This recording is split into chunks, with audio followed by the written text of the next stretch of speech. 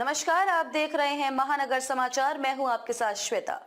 तो चलिए रुक करते हैं आज की बड़ी और प्रमुख खबर। बीते 24 घंटे में कोरोना से 4 मौतें। देश में अब तक 113 लोगों की जान गई। 32 राज्यों केंद्र शासित प्रदेशों में 6,483 एक्टिव केस। देश में कोरोना के नए वेरिएंट से मरने वालों की संख्या तेजी से बढ़ रही है। बीते 24 घंटे में 4 मौतें हुई है। महाराष्ट्र में 2 और दिल्ली केरल में एक मरीज ने जान गंवाई है। स्वास्थ्य विभाग के मुताबिक जनवरी 2025 से अब तक कोरोना से 113 की मौत हुई है। मरने वालों की संख्या सबसे ज्यादा केरल में 36 और महाराष्ट्र में 31 है। दिल्ली में भी 13 मौत हुई है। देश के 32 राज्य केंद्र शासित प्रदेशों में कोरोना के 6,483 एक्टिव केस हैं। सबसे ज्यादा मामले केरल में 1,384 मामले हैं। गुजरात में 1,105 और पश्चिम बंगाल में 747 एक्टिव केस है। मंगलवार को 163 नए केस सामने आए हैं। उत्तर प्रदेश सरकार ने कोविड-19 के बढ़ते मामलों को देखते हुए सावधानी बरतने का निर्देश जारी किया है। प्रमुख स्वास्थ्य अधिकारियों ने सभी अस्पतालों को जरूरी दवाएं, पीपीई किट, जांच सुविधाएं, isolation bed, oxygen cylinder, ICU और वेंटिलेटर जैसी सुविधाओं को तैयार रखने को कहा है। सोमवार को नागालैंड में कोरोना का पहला केस सामने आया। दीमापुर में केस दर्ज हुआ है। स्वास्थ्य अधिकारी ने बताया कि मरीज में हल्के लक्षण हैं और वह फिलहाल घर में आइसोलेशन में है। डॉक्टर उसकी कड़ी निगरानी कर रहे हैं।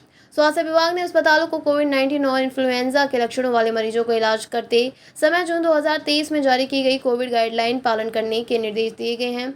अस्पतालों में सभी को मास्क लगाना अनिवार्य है। साथ ही जुकाम, खांसी और बुखार जैसे लक्षण वाले मरीजों को कोविड टेस्ट करवाना अनिवार्य कर दिया गया है। Gulbarga institute of medical sciences में 25 बेड का कोविड वार्ड बनाया गया है। इनमें से 5 बेड आईसीयू, वेंटिलेटर समेत हाई डिपेंडेंसी यूनिट और 5 प्रेग्नेंट महिलाओं के लिए, बाकी 10 नॉर्मल बेड है। भारत के कई राज्यों में कोविड-19 के मामलों में बढ़ोतरी के बीच देश में 4 नए वेरिएंट मिले हैं। आईसीएमआर के डायरेक्टर डॉक्टर राजीव बहल ने बताया कि दक्षिण और पश्चिम भारत से जिन वेरिएंट की सिक्वेंसिंग की गई है वे LF.7, XFG, JN.1 और NB.1.8.1 सीरीज के हैं।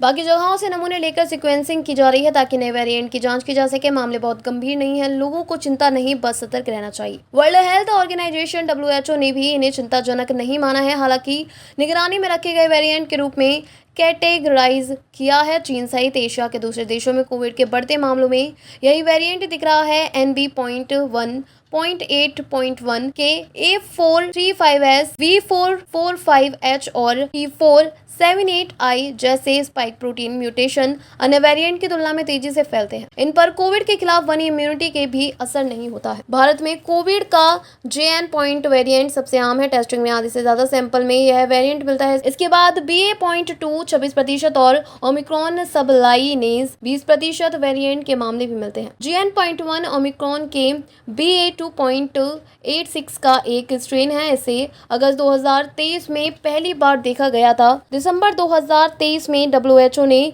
इसे वेरिएंट ऑफ इंटरेस्ट घोषित किया। इसमें करीब 30 म्यूटेशंस हैं जो इम्यूनिटी कमजोर करते हैं। अमेरिका के जॉन्स हॉपकिंस यूनिवर्सिटी के अनुसार JN.1 अन्य वेरिएंट की तुलना में आसानी से फैलता है, लेकिन यह बहुत गंभीर नहीं है। दुनिया के कई हिस्सों में यह सबसे आम वेरिएंट बना हुआ है। JN.1 वेरिएंट के लक्षण कुछ दिनों से लेकर हफ्तों तक रह सकते हैं। अगर आपके लक्षण लंबे समय तक बने रहते हैं तो हो सकता है कि आपको लंबे समय तक रहने वाला कोविड हो। यह एक ऐसी स्थिति है जिसमें कोविड-19 के कुछ लक्षण ठीक होने के बाद भी बने रहते हैं। भारत में एक बार फिर कोरोना के एक्टिव मामलों में 1000 का आंकड़ा पार कर चुके हैं। इस बीच 2 साल की देरी से 2021 कोरोना काल में मरने वालों का असली आंकड़ा सामने आया है। यह खुलासा medical certification of cause of death MCCD की रिपोर्ट 2021 में हुआ। इसे register general of India RGI की ने 7 मई को पर अपलोड किया है। यह 27 मई को मीडिया रिपोर्ट्स में सामने आई। इसके मुताबिक 2021 में देश में 1.2 करोड़ मौतें हुई। इसमें पिछले साल की तुलना में 1.8 लाख की बढ़ोतरी देखी गई है। 2020 में 81.15 लाख मौतें हुई थी। यह रिपोर्ट रिलीज होने में देरी की बड़ी वजह